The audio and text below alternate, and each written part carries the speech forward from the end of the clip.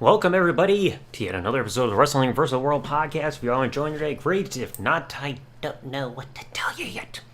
So anyway, this episode I was considering covering for a long time, and that is the history of the European Championship in the WWF/WWE. We had this championship around for about 5.5 years within the company. This at one point was considered one of the championships for being qualified as a Grand Slam. This counted as a tertiary championship, if that's the correct term, kind of at the same level as the Hardcore Championship.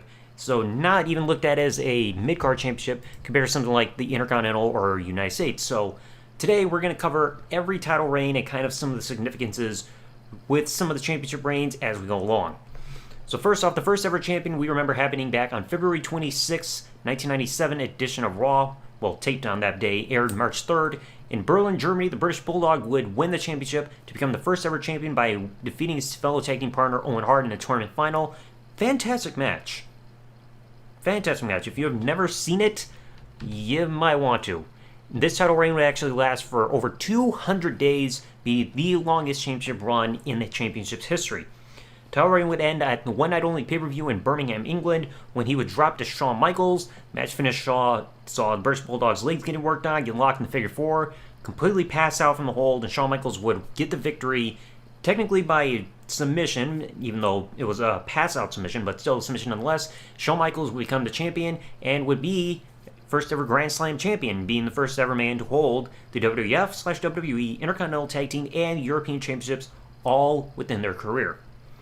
The following, about 3 months later, on the December 22nd edition of Raw, Shawn Michaels would drop it to Triple H in a farce match due to a booking decision by Sergeant Slaughter saying these two are going to go one-on-one due to Shawn Michaels never defending European Championship during that entire run. So therefore, he was completely going against the 30-day mandatory title run, or title defense rule that was going on throughout the years. This one would end up coming to an end on the January 22nd, 1998 edition of Raw, as Owen Hart would defeat the artist formerly known as Goldust, aka Goldust, Dustin Rhodes, we all know how I feel about that guy, who was technically being counted as a substitute for Triple H, because he's dressed up like Triple H, lost a match. Sergeant Slaughter said, hey, that's a substitute, so therefore Triple H is no longer the champion. And I believe around this time Triple H was also dealing with a knee injury. Title reign would end about a few months later on the March 16, 1998 edition of Raw, as Triple H would regain the championship from Owen Hart. Owen at that point was dealing with a bit of an ankle issue, and that would be used for Triple H to regain the championship.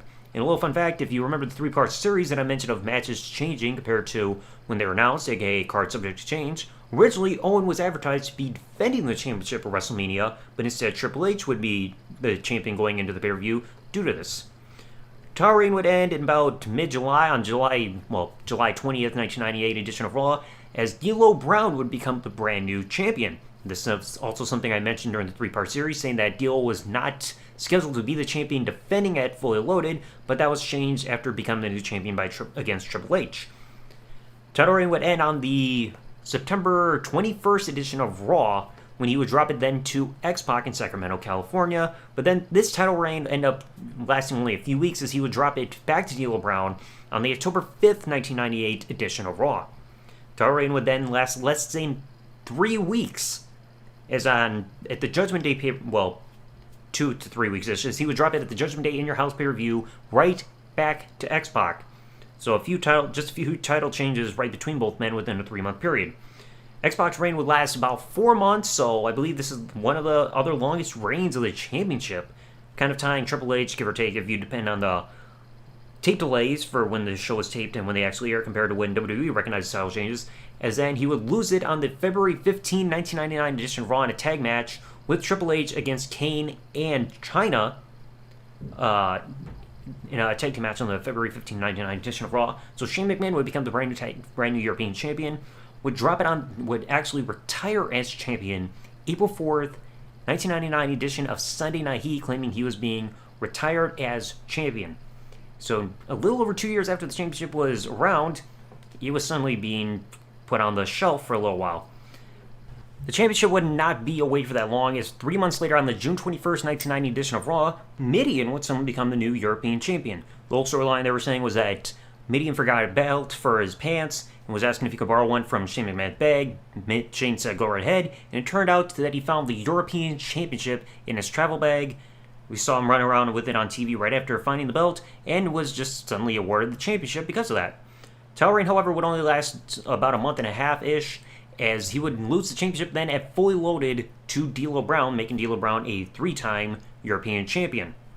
And also, later on at SummerSlam, he would end up dropping the championship then to Jeff Jarrett, a match that was for both the Intercontinental and European Championships. So Jeff Jarrett would become the first ever Euro Continental Champion at SummerSlam. However, the European title run would not last long, as the next night he would then drop it, or well, technically hand it over, to Mark Henry for Mark Henry's first ever championship run in WWE. And this would be his first one, the only title run he would have until he was ECW champion later on in 2008. So there was about a 9-year period where Mark Henry had no belts at all, mostly due to injury. So thanks to him interfering in SummerSlam, he was just handed the European Championship the following night. Title run lasted a little over a month, as D'Lo Brown would then win it at Unforgiven from Mark Henry, doing this whole thing about them having a bad friendship and everything. So that was that. This title reign would end on the October 28th edition of SmackDown, as D'Lo would drop the championship to the British Bulldog on the October 28, 1999 edition of SmackDown. The title reign would last about 47 days, as British Bulldog would, about 44 to 47 days. He would then drop it at Armageddon in a triple threat match, him being the champion and fellow challengers being D'Lo Brown and the eventual winner, Val Venis. So Armageddon, Val would already be locked, cocked, and ready to unload. I can't pull that shit off. This title reign would end up also lasting about 50, almost 60 days, as he would then, on the February 10 edition of 2000 edition of SmackDown, he would drop it to Kurt Angle, make Kurt Angle his first ever championship run in the company. Kurt Angle would also, during this title reign, become another Eurocontinental champion, as that on the No Way Out pay-per-view, he would end up winning the Intercontinental Championship from Chris Jericho. So Kurt Angle was then the third ever Eurocontinental champion, first one being Jeff Jarrett, and then second ever eventually being D'Lo Brown for a brief period. I believe they were changing the title around a little bit. I know there were 3 Eurocontinental champions. Okay, so yes, to quickly recap, yes, D'Lo Brown is actually the first ever Eurocontinental champion. I forgot because it didn't say in my notes there, because he became Eurocontinental champion right after Fully Loaded, then lost both championships at SummerSlam to Jeff Jarrett, and then, so Jeff Jarrett was the second ever Eurocontinental champion, and then third ever was Kurt Angle later on at No Way Out, so correcting that error there. Kurt Angle's European Championship run would only last until WrestleMania 2000, as he would drop the championship as well as the Intercontinental Championship in a 2 out of 3 falls triple threat match, with the first fall happening for the Intercontinental Championship and second one being for the European Championship against Chris Jericho, who ended up going out as European Champion, and Chris Benoit, who would go out as Intercontinental Champion. However, Chris Jericho's title run only lasted 24 hours, as the next night he would drop it to Eddie Guerrero on Raw due to Chyna getting involved and turning her back on Chris Jericho. Eddie's run would last until Fully Loaded, about 4.5 months later, as he would drop it to Perry Saturn. Something I believe barely anybody remembers, because you never really remember Perry Saturn being really much of anything other than Hardcore Champion or In Love with Moppy. Hinted. This title reign would end on the August 31 edition of 2000 episode of SmackDown, as he would drop it to Al Snow, who during his championship run would have a bit of a gimmick where every time he would make his entrances during these shows, he would dress up to represent different countries in Europe to kind of fit in the part. And I guess also a bit of throwback, I forgot to mention about D'Lo Brown was during his early European Championship runs, he was then declaring himself to be from different parts of Europe. So you had a couple wrestlers that were doing something significant with the championship and the continent of Europe itself. Title reign would end on the October 16, 2000 edition of Raw, as he would drop it to Sir William Regal, one of the most well-known wrestlers to ever hold that specific championship.